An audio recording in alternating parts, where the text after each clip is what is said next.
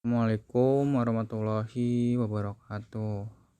Perkenalkan, nama saya Regiawan dari kelas pagi A. Saya akan membuat video tentang tugas, yaitu struktur polimer dengan judul sintesis dan karakterisasi polimer superabsorban dari akrilamida.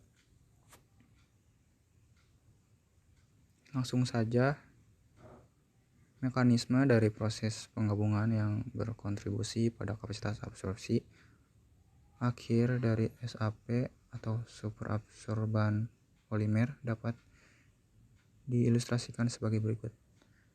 Yang pertama ini adalah hidrasi. Nah, berikut ini adalah gambarnya.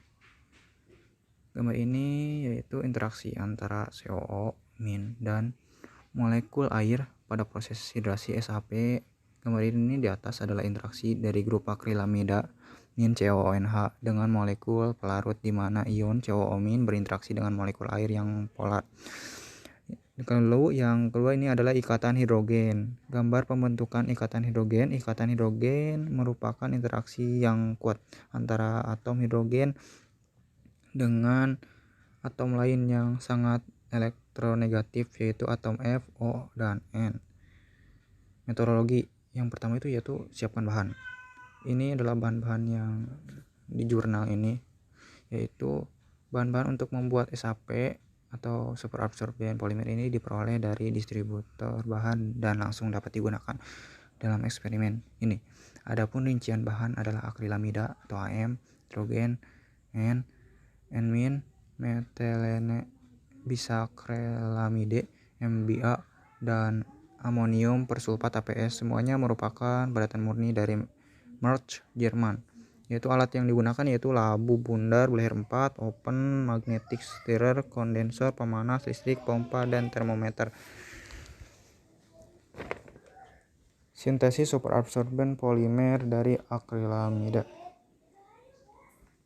10 gram akrilamida dimasukkan ke dalam pelarut 75 ml aqua di mana di labu bundar. Campuran diaduk hingga homogen dengan memvariasi jumlah MBA dan APS. Waktu reaksi berlangsung selama 3 jam dengan pemanasan perlahan-lahan hingga temperatur 70 derajat Celcius.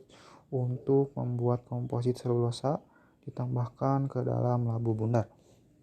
Pengujian kapasitas absorben superabsorben polimer. Kapasitas penerapan merupakan ukuran atau parameter yang digunakan untuk mengetahui sebuah banyak air yang diserap oleh polimer.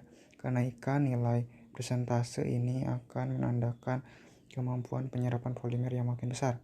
Karakterisasi superabsorben polimer. Karakterisasi SAP dilakukan dengan FTIR dan SEM atau scanning electron micrograph. SEM ini bertujuan untuk mengetahui bentuk permukaan dan pori dari polimer yang akan mempengaruhi sifat absorpsi dari SAP. Nah, ini merupakan hasil dari pembahasan FTIR superabsorben polimer. Nah, gambar ini yaitu hasil FTIR dari superabsorben polimer 4000 sampai 500 cm. Hasil ini analisa FTIR di gambar 4 menunjukkan bahwa SAP memiliki puncak-puncak yang mempresentasikan gugus fungsi sebagai berikut. Nah, ini merupakan tabelnya ya. Puncak grafik FTIR dan gugus fungsi SAP.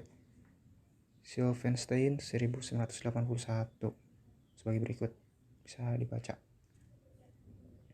Nah, ini kapasitas absorpsi berdasarkan gambar 5 yang ini.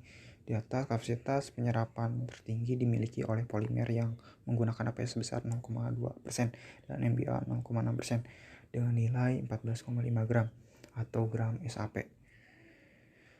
Karakterisasi polimer dengan SEM. Karakterisasi polimer dengan SEM bertujuan untuk melihat struktur fisik dari polimer. Hal ini penting yang perlu diamati adalah bentuk permukaan polimer serta jumlah dan besar mikropori yang ada di polimer. Mikropori ini merupakan tempat permeasi air dan tempat berinteraksi antara air dengan gus hidrofilik dari SAP. Flori 1953. Mikropori ini yang banyak mempengaruhi kapasitas absorpsi dari SAP dan berbagai macam mikrograf dari hasil SEM yang memperlihatkan struktur fisik dari SAP antara lain struktur berombak, berpori, membentuk agregat, tidak beraturan, dan sebagainya. Nah, ini merupakan gambar hasil SEM dari SAP dengan komposisi APS 0,6% dan MBA 1,0% pada pembesaran 5.000 kali. Nah, gambar 7 ini merupakan hasil SEM dari SAP dengan komposisi APS 0,2% dan MBA 0,6% pada pembesaran 5.000 kali. Gambar 6 menunjukkan hasil SEM dari SAP dengan APS 0,6% B dan MBA 1,0% B yang memiliki permukaan yang lebih rata dan halus, mungkin tidak memiliki banyak mikropori sehingga kapasitas absorpsinya rendah, yaitu 5,3 gram air atau gram SAP. Gambar 7 menunjukkan SAP dengan APS 0,2% B dan MBA 0,6% B dengan struktur yang berombak dan mungkin memiliki lebih banyak mikropori yang membuat kemungkinan absorpsinya lebih tinggi, yaitu 14,5 gram air atau gram SAP, 3 kali lebih besar dari SAP sebelumnya. Di dalam SEM ini, mikropori itu digambarkan dengan titik hitam karena gambar 7 tampak lebih hitam daripada gambar 6. Maka besar kemungkinan SAP yang terakhir ini memiliki lebih banyak mikropori dibandingkan SAP yang sebelumnya. Hal ini juga didukung oleh Gauss 2008 yang menyatakan bahwa kapasitas absorpsi dipengaruhi oleh dua faktor, yaitu bulk density dan porositas. Makin besar bulk density, maka kapasitas absorpsi makin kecil. Makin besar porositas, maka kapasitas absorpsi makin besar. Kesimpulan dari jurnal yang dibuat PT ini yaitu superabsorben polimer dapat dibuat dari akrilamida dengan prinsip polimerisasi radikal.